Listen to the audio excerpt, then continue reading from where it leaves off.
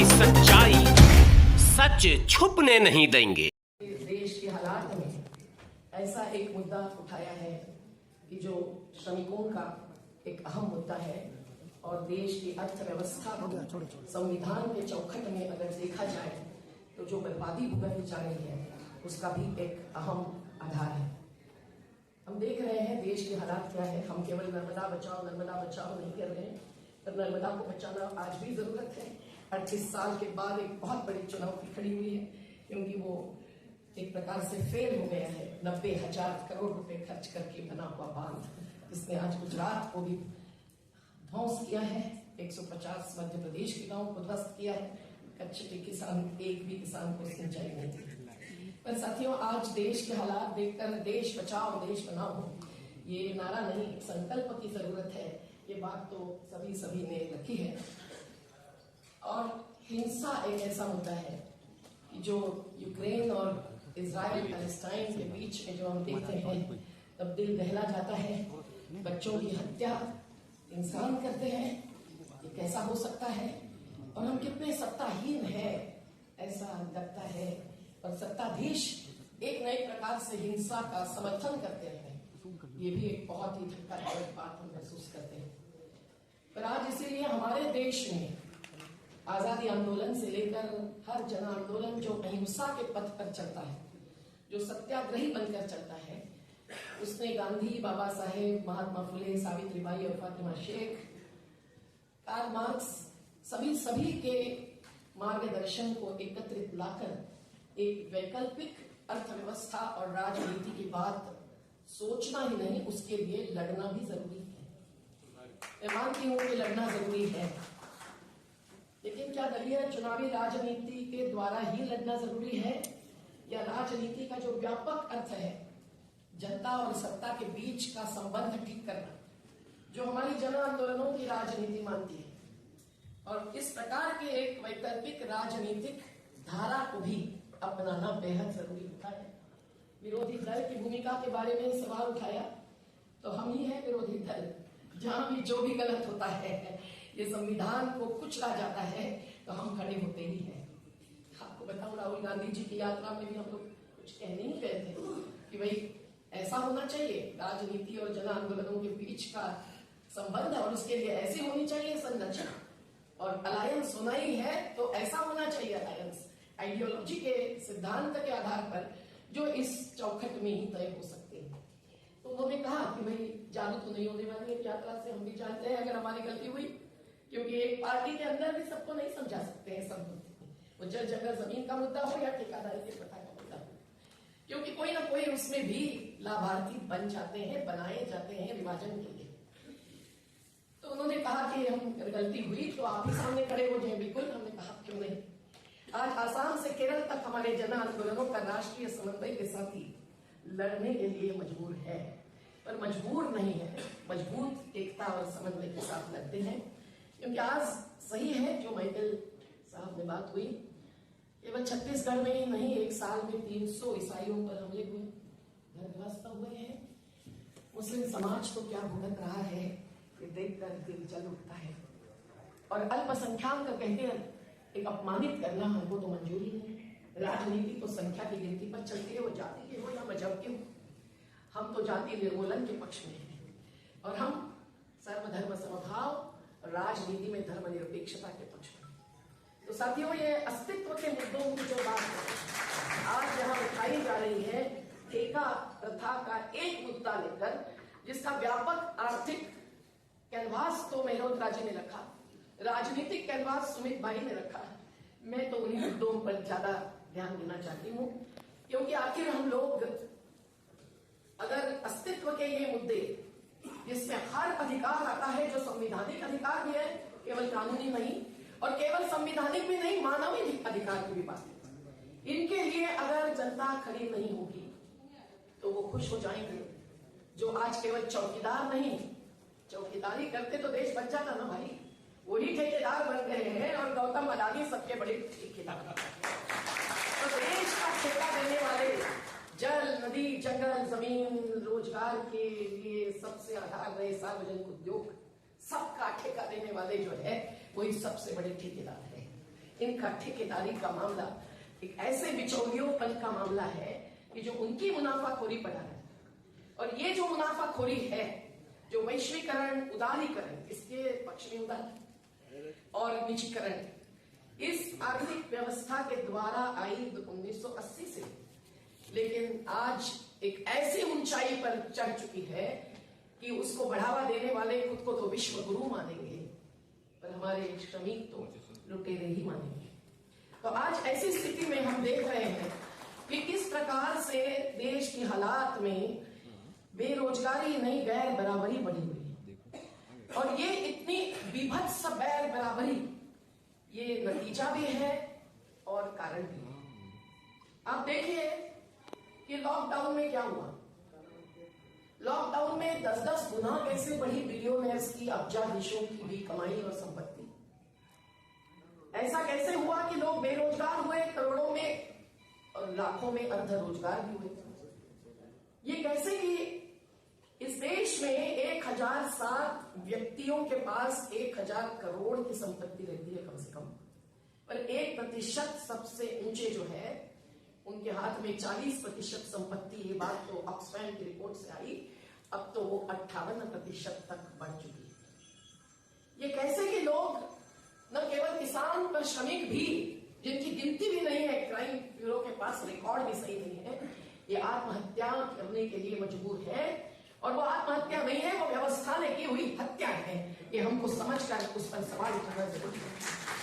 हम देखते हैं इसलिए कि आज अर्थव्यवस्था में जिस प्रकार से रोजगार निर्माण की जरूरत है, उसके बराबर विरोधी दिशा में रोजगार विनाश की तरफ अर्थव्यवस्था बढ़ रही है और बढ़ाई जा रही है। मेहरोत्रा जी, आपने कहा कि सोच नहीं है, समझ नहीं है। मुझे तो लगता है सोच है और पूरी समझ है कि इसी रास्ते से वो अपनी चुनावी राजनीति में इलेक्टोरल बॉन्ड से कमाई कर सकते हैं और उसके आधार पर रेवड़ियां बांटकर वोट के आधार पर नहीं तो नोट के आधार पर जीत सकते हैं। और इसीलिए आज ये आर्थिक राजनीतिक जो गठबंधन है, उसी के तहत ये बिचौलियापन और ये ठेका पद्धति सोच समझकर आगे बढ़ाई गई है और बढ़ाई जा रही है। और ये एक प्रकार की गुलामी है। बाबा साहब ने क्या नहीं कहा है संविधान में, अकेले ने नहीं, पूरे संविधान सभा ने, लेकिन पूरे देशों के संविधानों का अभ्यास करके बाबा साहब ने यह कहा था, आप अगर संविधान सभा की चर्चा पढ़े होंगे भी, कि जो मार्गदर्शक सिद्धांत है वो सभी बुनियादी अधिकार होने चाहिए।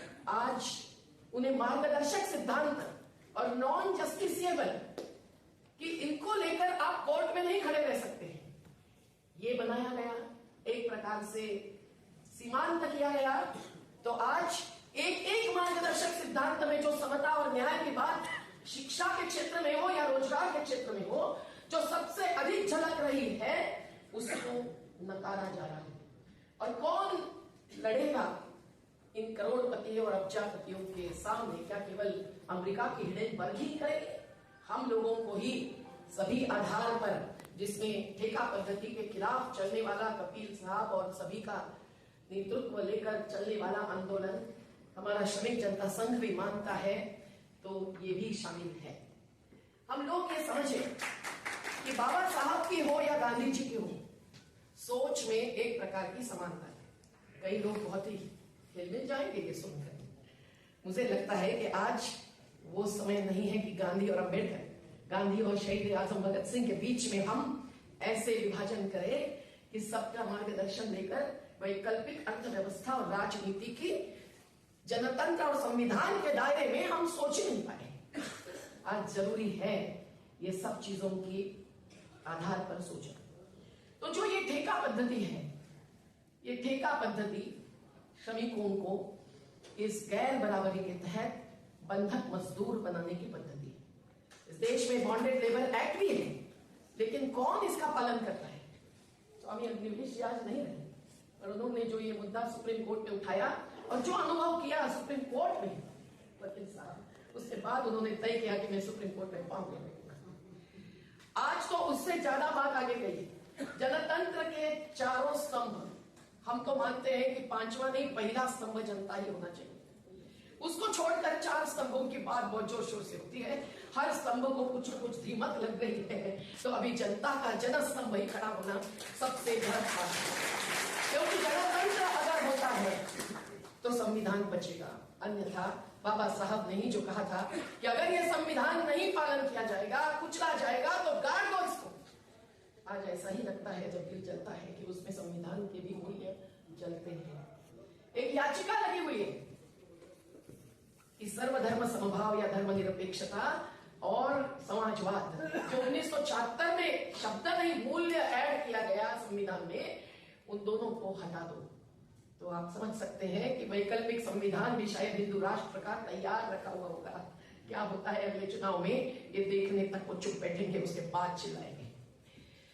आज ये ठेका पद्धति जो है वो कौन से क्षेत्र में नहीं है, ये पूछने की बात। ठेका पद्धति हर कारखाने में आ जाएगी। हमारी 6 साल से जो संघर्ष की चल रही है, मध्य प्रदेश में कुमार मंगलम बिरला सबसे ज्यादा पुरस्कृत उद्योगपति बने। वो घनश्याम दास बिरला की मान्यता नहीं रखते। आज वो लाखों रुपए हर महीने कमाने वाले 7 कंपनियों के सीईओ 2 बार फर्जी बिक्री करते हैं अपनी मिलों की। और जब पहली बार हम हराते हैं तो 4 साल मिल्स बंद होते हुए सेंचुरी की, यार्न और डेनिम की, हम लोगों को उनको तनख्वाह देना पड़ता है 1000 श्रमिकों को।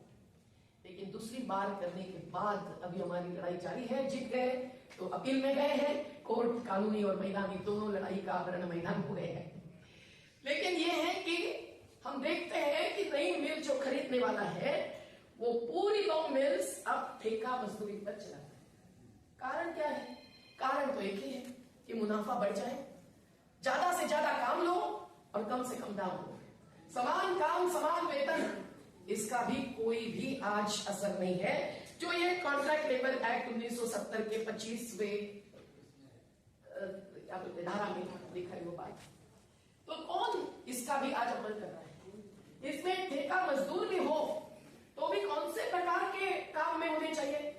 जहां थोड़े समय के लिए सीजनल वर्कर के रूप में रखते हैं उन्हीं को, या थोड़ा समय काम एक प्रकार का लेकर फिर छोड़ देना है उनको, काम उतना ही समय का है उनको। नियमित और साल भर काम करने वालों को ठेका मजदूर नहीं रख सकते, ये कानून कह रहा है। लेकिन नहीं होता। भानु प्रताप जी हमें मदद कीजिए। हर जगह जहां ठेका मजदूर है, हमारे सफाई कामगार महाराष्ट्र में ठाणे और कल्याण महानगर पालिका में सफाई कामगारों की बात अभी अभी उठाकर रहे हैं। सभी कर्मचारियों के संघ भी हमारे साथ है, स्वागत करने के लिए ही नहीं, आयुक्त महोदया से बात करने के लिए, क्योंकि उन्होंने कहा हम सब लोग अभी ठेका में ही जाने वाले हैं, जा रहे हैं। प्रोफेसर दौड़ के आए, अरे दीदी हमारी भी बात उठाओ, हम भी तो कॉन्ट्रैक्ट लेबर है। 18,000 प्रोफेसर महाराष्ट्र में ठेके पर है। हर 9 महीने के बाद उनको फिर से नौकरी के लिए कोशिश करनी पड़ती है। शिक्षा क्षेत्र में, हमारे पहाड़ी आदिवासी क्षेत्र में, सतपुड़ा और विंध्य में जब हमारी जीवनशाला चलती है, झूठे आरोप आरएसएस का एक लड़का लगाता है, हार गया 24। लेकिन जब जीवनशाला चलती है, इनकी एक शिक्षक की शाला, वस्ती शाला नए नए नाम देकर कुछ समय में बर्बाद हो जाएगी। क्योंकि हर साल अगर शिक्षक को फिर से कोशिश करनी पड़ती है, हिसाब भरना पड़ता है, किसी का तभी मिलती है ठेका शिक्षक की भी जिम्मेदारी।